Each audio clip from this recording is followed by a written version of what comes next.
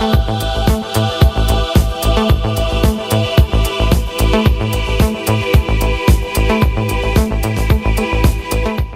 d'idées pour votre 31, le Code Bar à Thonon-les-Bains vous attend pour le fêter dignement. Il n'y a même pas besoin de réserver. Chaleur et ambiance assurée, ça va déménager.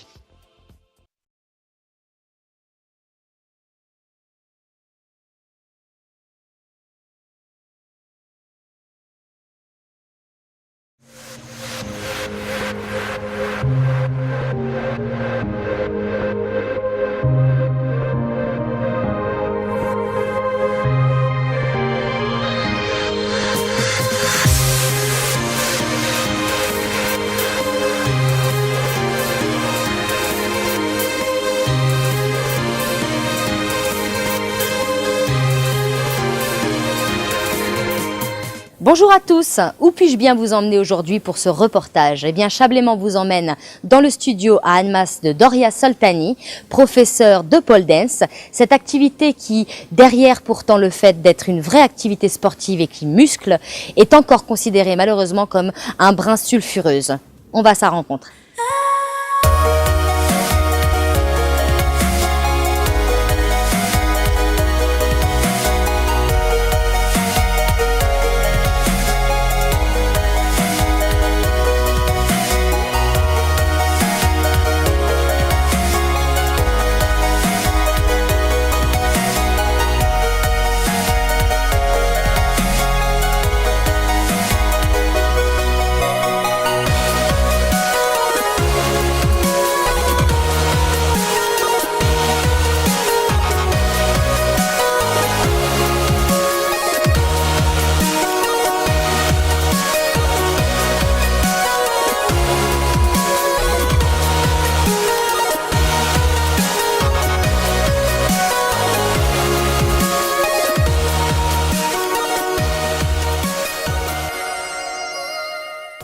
Bonjour Doria Soltani. Pouvez-vous un petit peu vous présenter déjà? Bonjour, alors oui, je m'appelle Doria Soltani, comme vous venez de le dire. Je suis la directrice du DS Pole Studio, école de pole dance à Annemasse et Thonon-les-Bains. J'ai commencé la pole en 2010, sur Genève. Et puis, par la suite, j'ai fait une formation pour devenir professeur de pole dance. Et du coup, j'ai créé ma propre école en septembre 2014 sur Annemasse et octobre 2015 sur Thonon. D'accord. On entend dire le pole dance, la pole dance, c'est quoi au juste? Alors, c'est là ou le? Alors, c'est une très bonne question qui n'a peut-être pas encore de réponse. Moi, je dirais la pole dance parce que pour moi, c'est une danse et que ça me paraît très cohérent. Comment vous êtes arrivé à ça, justement? Alors, complètement par hasard. J'ai une amie qui voulait essayer, qui voulait pas y aller toute seule, qui m'a proposé de faire un cours avec elle. Moi, je suis assez partante pour un peu essayer des nouvelles choses, donc je l'ai suivie et j'ai complètement accroché à la discipline dès le premier cours et j'ai continué. Accroché à la discipline, c'est le cas de le dire. Ouais, effectivement. Accroché à la barre et à la discipline. En termes d'entraînement, ça correspond à peu près à combien d'heures par semaine? Alors, moi quand j'ai commencé, j'étais tout de suite accro à la discipline, donc j'ai tout de suite commencé par faire un cours par jour très rapidement, ce qui représentait 5-6 heures de pole par semaine. Et puis ensuite, avec la formation professionnelle, ça s'est intensifié puisque il fallait progresser très rapidement pour pouvoir devenir professeur et pouvoir valider la formation. Et puis avec l'ouverture de l'école, je suis passée à plus de 20 heures par semaine. D'accord, effectivement, donc c'est conséquent, tout en étant également pas si conséquent que ça, puisque vous me disiez tout à l'heure comme quoi d'un point de vue personnel, vous aviez la sensation de ne pas forcément vous entraîner suffisamment. Alors oui, parce que quand on donne des cours, ça devient compliqué, puisque quand on donne déjà 20 heures de cours par semaine, ça devient difficile et de trouver du temps et d'avoir l'énergie et la force physique de continuer à s'entraîner. Après, moi, je mets un point d'honneur à continuer de progresser et continuer d'évoluer pour pouvoir apporter des nouvelles choses à mes élèves. On a commencé aussi, on était 3 professeurs dans l'école, donc c'était un peu difficile, voilà. Maintenant, l'activité s'est bien développée, on a plus de professeurs, donc plus de disponibilité, et du coup, maintenant, je peux aussi plus me concentrer sur mon propre entraînement. D'accord, effectivement. En termes de développement, vous parliez justement du développement qui a donc été plus que pérennisé, quelque part, puisque c'est avant crescendo les élèves, oui, vous en avez de plus en plus. Voilà. Donc en ce qui concerne tout ça, vous avez autant d'hommes que de femmes ou... Alors non, la proportion d'hommes, elle est encore assez restreinte. D'accord. En tout cas ici, il y a des écoles où il y a plus d'hommes qui pratiquent. Ça reste difficile pour les hommes de franchir le cap. On a toujours cette image de la pole dance, c'est un sport un peu sulfureux. Les gens voient encore très le côté cabaret de la pole dance. Il existe, il est là, on ne va pas le nier. Mais c'est devenu un sport, une discipline sportive à part entière, avec des fédérations nationales, des championnats du monde. Et il y a de plus en plus d'hommes qui pratiquent la pole dance, de plus en plus qui la découvrent. Maintenant, moi, dans mes élèves, la proportion, elle est sans commune mesure. Mais dans l'avenir, il est certain qu'il y en aura de plus en plus. Parce que c'est un excellent exercice et renforcement musculaire et gainage. Et voilà, on travaille vraiment sur les muscles en profondeur et les hommes qui commencent la pole, ils se rendent compte des transformations, ils voient les transformations sur leur corps, mais comme les femmes. Et du coup, c'est pour ça que les gens continuent dans la discipline. D'accord. L'origine même de la pole dance? Alors, la pole dance, en fait, ça a été, c'est venu des cirques où les artistes de cirque ont détourné les mâts des chapiteaux et ils ont fait leurs acrobaties. Les acrobaties qu'on utilise en pole dance, pour la plupart, maintenant c'est en train d'évoluer, mais les premières en tout cas, c'est les mêmes que vous verrez au cerceau, au trapèze, dans les cirques. Elles ont juste des noms différents, mais c'est exactement les mêmes figures. D'accord. Pour avoir un petit peu regardé toutes ces magnifiques figures faites par vos élèves, je présume qu'il doit y avoir pas mal de bleu au début. Alors oui, quand on commence, oui. Des courbatures. La pole dance, on vous dit oui, c'est un sport sexy. Non, alors au début, c'est courbature, bleu, donc notre meilleur ami est arnica. Voilà, oui. Donc... arnica. Ouais, on se fait des douches d'arnica au début, mais après ça passe très vite. En fait, voilà, vous voyez aussi les gens qui font de la pole dance, ils sont en petite tenue, c'est parce que c'est la peau qui accroche à la barre. Et en fait, quand on accroche la peau à la barre, que la peau n'est pas habituée, forcément ça marque, ça fait des bleus. Et puis en fait, au fur et à mesure de la pratique, la peau s'habitue et on en a de moins en moins, voire plus du tout. D'accord. Donc voilà, donc cette peau qui adhère, donc on ne peut pas forcément venir, ou alors le premier cours peut-être pour voir un petit peu ce qu'il en est en legging. Voilà. Ah oui, un premier cours, on peut encore venir en legging, mais idéalement, il faut être en short. Après, les premiers cours, tout le monde a des shorts un peu longs, avec des manches un peu longues. Et puis, plus vous progressez en pole, et moins vous êtes habillé, en fait. Parce qu'il y a besoin de plus en plus d'accroches. Et puis après, les gens, ils se mettent à l'aise aussi. C'est-à-dire que, premier cours, on se dit, est-ce qu'on va me regarder? Est-ce que, voilà. Après, tout dépend des écoles. Mais en tout cas, chez nous, il n'y a pas de... les gens, on ne vient pas pour se regarder entre nous. Ou si on regarde la copine faire la figure, c'est parce qu'on est content qu'elle réussisse sa figure. Et c'est pas pour regarder qu'elle a de la cellulite. Parce que je me demande aujourd'hui, par rapport à tout ça, justement, au niveau des morphologies, au niveau des tenues qui sont quasiment toutes identiques, t-shirt, etc., les femmes qui regardent justement ce reportage en ce moment, si elles sont tentées par ça, est-ce que la morphologie de certaines, qui sont peut-être un petit peu plus fortes que d'autres, peuvent peut-être les empêcher quelque part par timidité, par réserve? Alors, je pense qu'il y en a qui par timidité ou réserve ne vont pas oser franchir la porte d'une école de pole dance en se disant j'ai pas envie de me mettre en petit shorty devant tout le monde. Mais il faut pas, parce qu'il y a vraiment de tous les styles de personnes qui pratiquent la pole. Moi j'ai des élèves qui ont de 8 à 58 ans, qui font du 36 comme du 44. Voilà, et il n'y a pas de règle. Après, si vous regardez un peu sur YouTube, vous verrez des vidéos de filles qui sont très fortes et qui font des choses magnifiques, qui ont une souplesse absolument hallucinante et qui arrivent à faire des choses superbes à la barre. Il n'y a vraiment pas de règle. Et surtout, on le voit moins ici parce que ça, les gens ont aussi plus de pudeur à poster des vidéos ou des choses comme ça. Mais aux États-Unis, où les gens ont des corpulences plus développées déjà dans la population en général, les filles, elles n'hésitent pas à aller à la pole pour s'entretenir.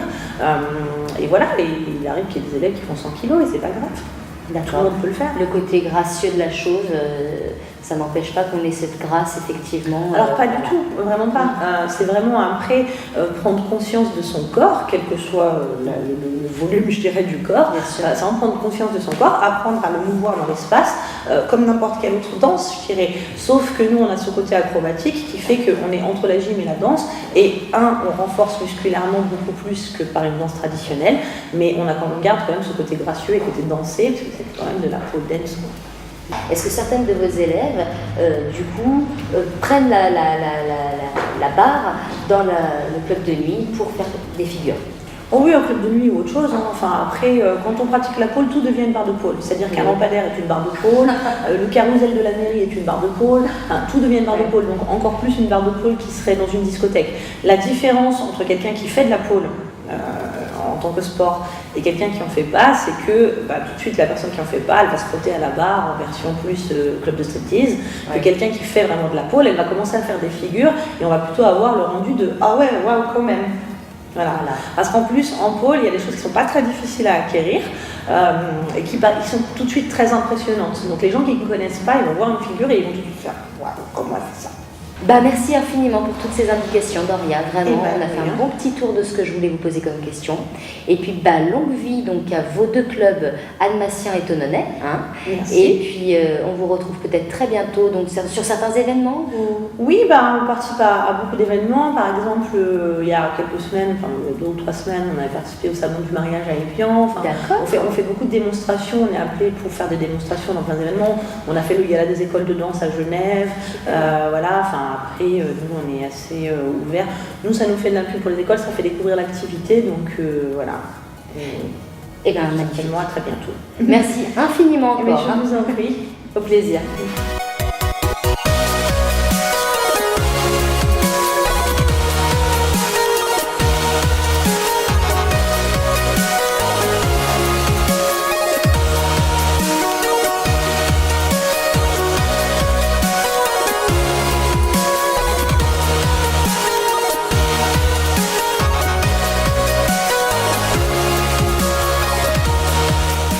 Je suis en compagnie cette fois-ci de Solène, 32 ans, qui va un petit peu nous expliquer son parcours par rapport à la pole dance.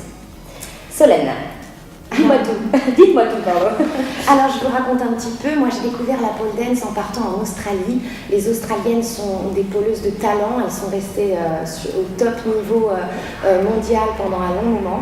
Et c'est vrai que ça m'a fait découvrir cette discipline. Dès que je suis retournée à Paris, je me suis tout de suite inscrite dans une école de pole dance très célèbre qui s'appelle Pole Dance Paris. C'est l'école de Marianne Baume qui est l'ambassadrice de la pole dance en France, l'ambassadrice de la Pole Française Federation, et qui m'a fait faire cette formation professionnelle.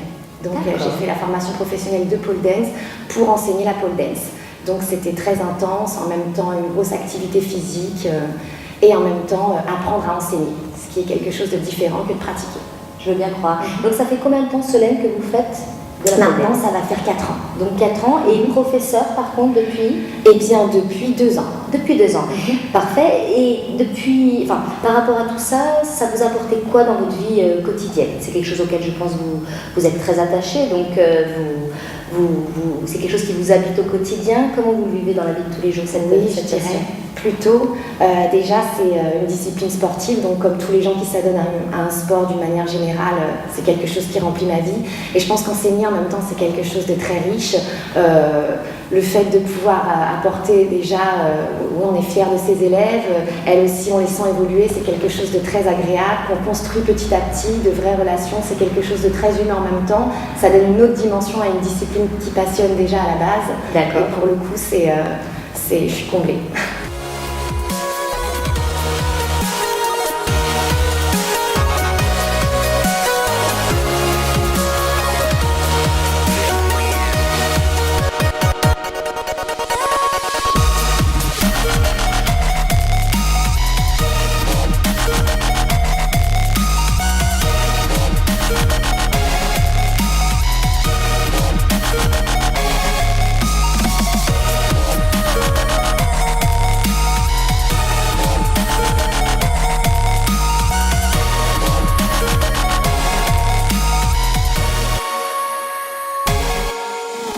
Marie, bonjour, donc Marie, 38 ans, mariée, 2 enfants, et depuis combien de temps vous faites du pole dance?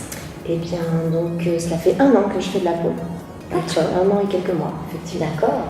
1 an seulement, et avec ce que j'ai vu, c'est déjà impressionnant. L'avantage avec la pole, c'est vrai qu'on évolue très très vite. On commence par des petites figures, et puis grâce à la musculation, à l'entraînement, même avec un tout petit entraînement par semaine, on arrive à évoluer très très vite. C'est incroyable. Vraiment, j'aurais pas pensé que ça ne faisait qu'1 an que vous en faisiez. Dans votre couple, cela a amené quelque chose, et surtout, comment l'a perçu votre conjoint quand vous avez désiré faire cette activité-là?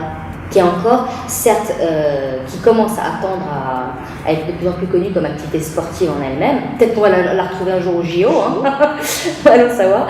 Mais en tout cas, ce qui est sûr, c'est qu'au quotidien, quand on parle de ça aux gens, ou quand on lit dans le journal, les gens sont encore un petit peu sur certains a priori, etc., ce côté un peu sulfureux dont parlait Doria.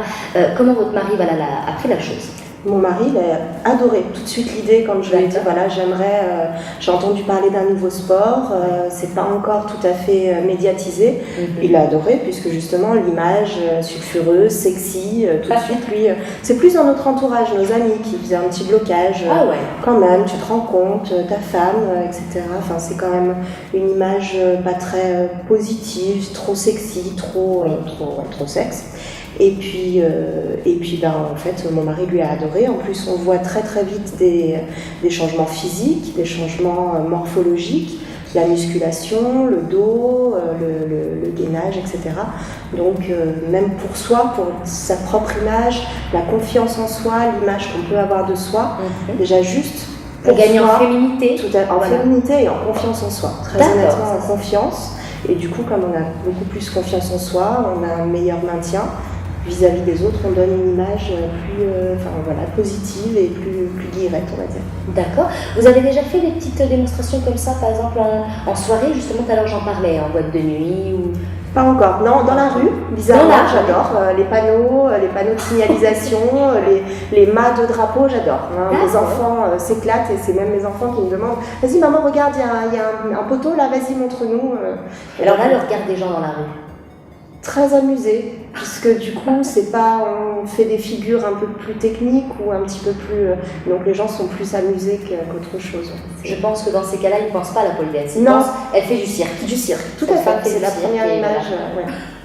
Merci beaucoup, Merci Marie, pour vos invitations. Merci.